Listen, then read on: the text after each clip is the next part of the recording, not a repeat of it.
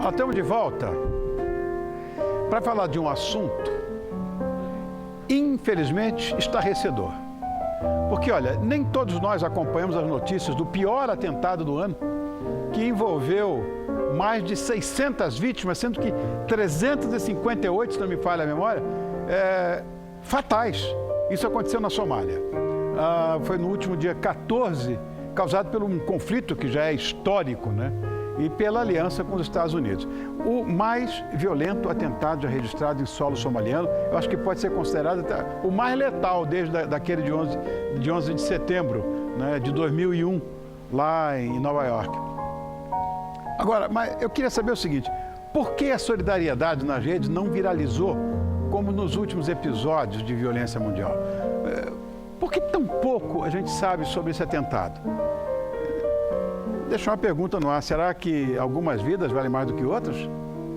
Mas quem nos ajuda a responder a essas e outras questões são o cientista político e sociólogo, professor, doutor da Universidade Presbiteriana Mackenzie e do Centro de Ciências Sociais e Aplicadas e a socióloga e pesquisadora no Centro de Estudos Internacionais do Instituto Universitário de Lisboa. Eu recebo Rodrigo Pandro e Antônia Quintão.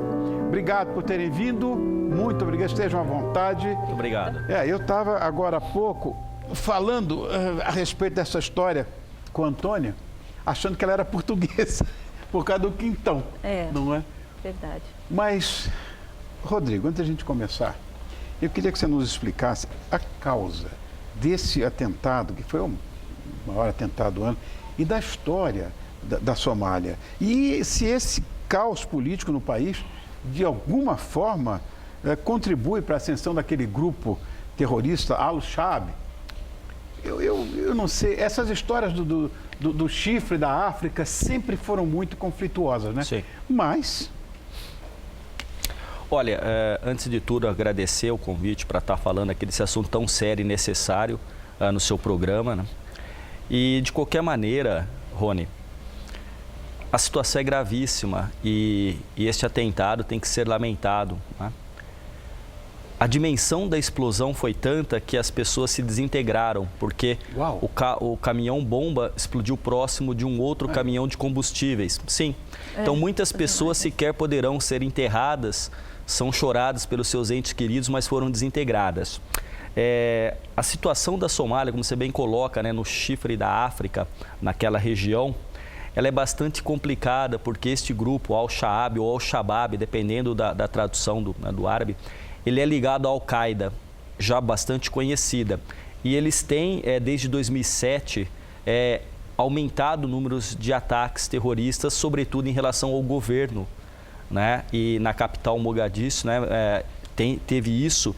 E, inclusive, dá para se pensar que a situação da Somália ela é bastante complicada, porque além de uma guerra civil, você não pode efetivamente, no campo da ciência política, falar de um governo formalmente constituído, questões religiosas, fome, questões climáticas e também a tão conhecida pirataria na costa da Somália, que mobiliza forças internacionais. Então, assim, um pouco mais de 11 milhões de habitantes que vivem numa situação de muita pobreza, muita corrupção, um dos países que também persegue muitos cristãos. Então é uma situação no todo muito complicada e este atentado, ele traz à tona essa grande dificuldade de se resolver questões humanitárias, econômicas, culturais e também religiosas. Não há uma causa única, é uma conjugação de causas que levou a essa desgraça desse atentado que ceifou centenas de vidas. Antônia, contigo agora, eu acho que repercutiu nas redes sociais, né, a falta de cobertura midiática e a taxa, vamos dizer, se cabe isso, de comoção, né, da sociedade com esse atentado. Você acha que está havendo uma espécie de, falar uma bobagem, de seletividade em relação à comoção nesses conflitos pelo mundo? Só pode ser isso. Esse tratamento desigual, não é, como você bem lembrou, depois do atentado do 11 de setembro, esse foi o mais violento, o mais letal. No entanto, nós não observamos uma mobilização da mídia, mesmo nas redes sociais. Essa comoção que a gente, a princípio, esperaria também não foi observada. E isso, de fato, causou uma certa indignação também em muitas pessoas. E ao analisar esta notícia nas redes sociais, eu me lembro de ter visto um comentário dizendo o seguinte: olha, mas a Somália, nós não sabemos nada sobre a Somália. Como o fato de não saber nada justificasse essa falta ou essa ausência de empatia. E a esse respeito eu fiquei pensando, puxa vida, se a gente pensar que nós estamos aqui na sociedade brasileira, nós temos que lembrar que, respondendo uma demanda do movimento negro, no dia 9 de janeiro de 2003, foi sancionada uma lei, a Lei 10.639, que tornou obrigatório, tanto nas escolas públicas como nas escolas particulares, ensino fundamental e médio, o ensino da história da África, o ensino dos povos africanos, o ensino da cultura afro-brasileira. 10 anos depois, em 2013, foi realizado um balanço. Em diversas cidades aqui do país, em diversas regiões, se constatou que bem menos da metade das escolas implementaram essa lei. Eu fico pensando... Isso, sim, e isso a gente fica tentando entender a razão desse descaso, dessa indiferença, essa ausência de empatia, não é? Uma visão até, não diria de empatia, mas preconceituosa até, porque, olha, as ligações de afetividade do Brasil com a África, nós sabemos, é muito grande. Não sei se o Brasil está virando as costas para a África, o que está acontecendo, mas isso passa pela minha cabeça. Porque eu me lembro quando qualquer coisinha que acontece na Europa, não teve um atentado, morreu comoção nacional, e morrem 358 e a coisa está quieta, não sei. Você vê,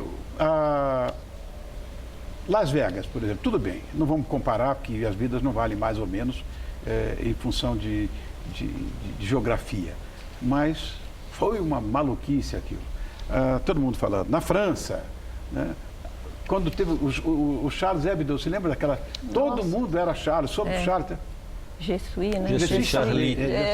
Jesuí Hebdo.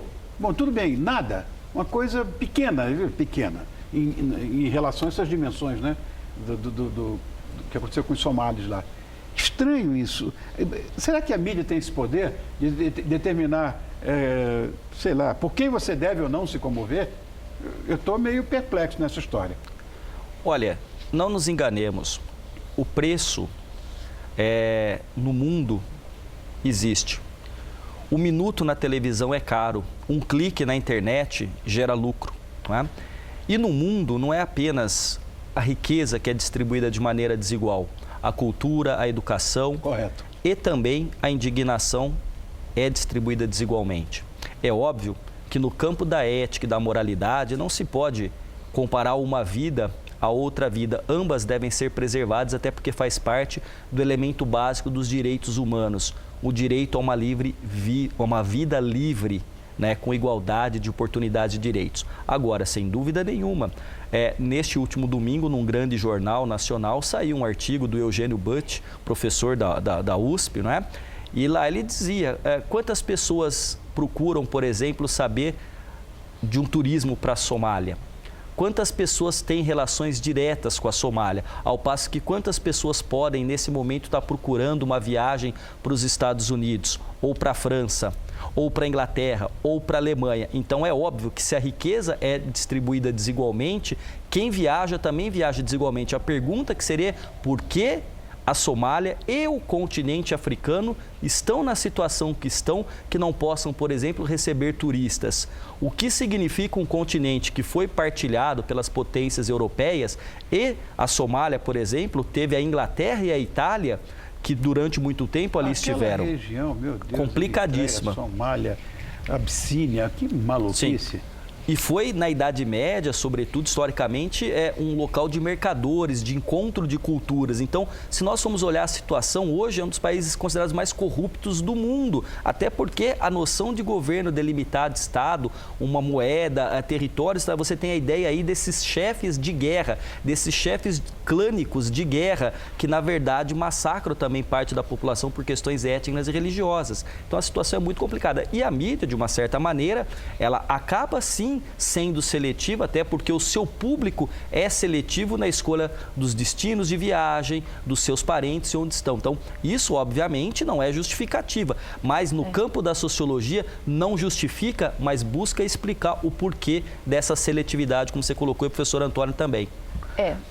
Se me permite. Claro, Antônio. A situação dos africanos e dos afrodescendentes, ela mereceu os estudos realizados pela Organização das Nações Unidas.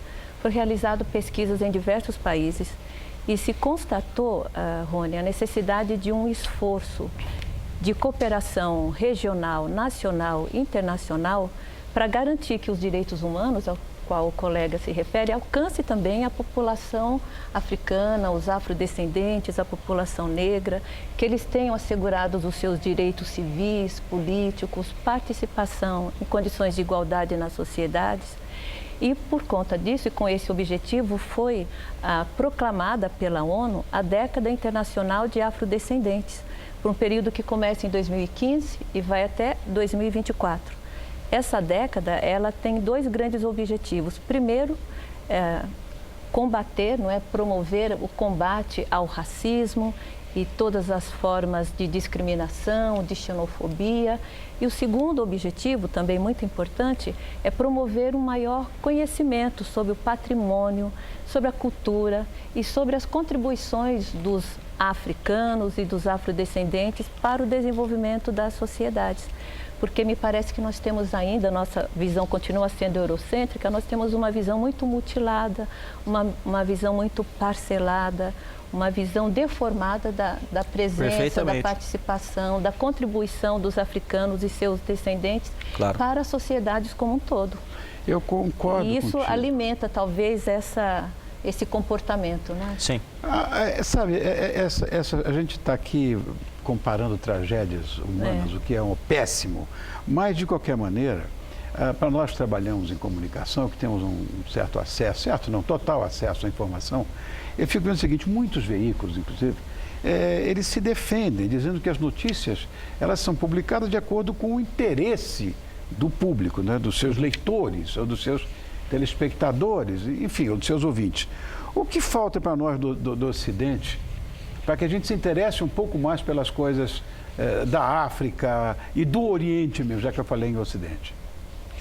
Quem responde? Falta-nos uma educação multicultural.